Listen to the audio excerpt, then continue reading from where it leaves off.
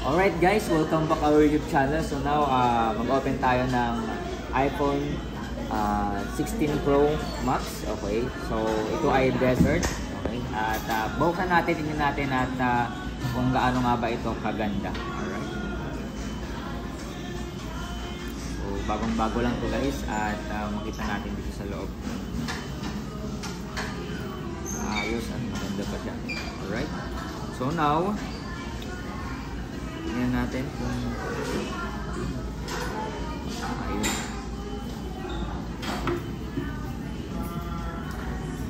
Then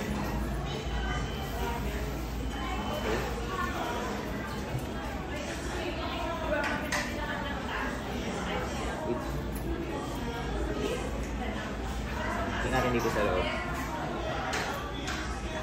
So, ibig sabihin, Type-C na siya. Ano siya yung then wala na siyang Apple na sticker. Now, i-open natin.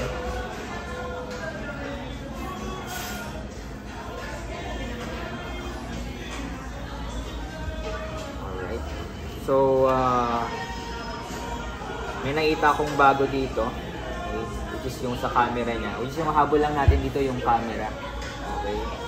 Kasi mabilis tayong mag-picture the same time kapag mabilisan tayong mag-capture ng mga picture documents. Ang alam ko, i-click lang dito.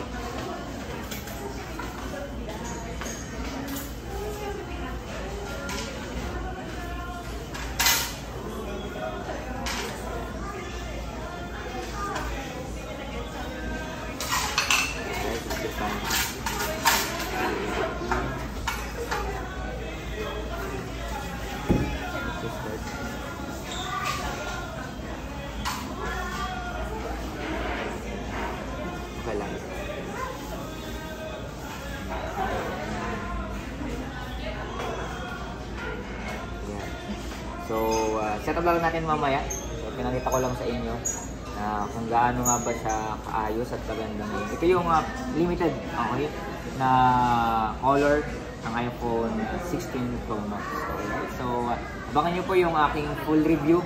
Okay, pinakita ko lang sa inyo kung gaano ba siya kaganda, okay, at yung limited na color niya. Alright, so thank you for watching and just don't forget to like, share, and subscribe. God bless.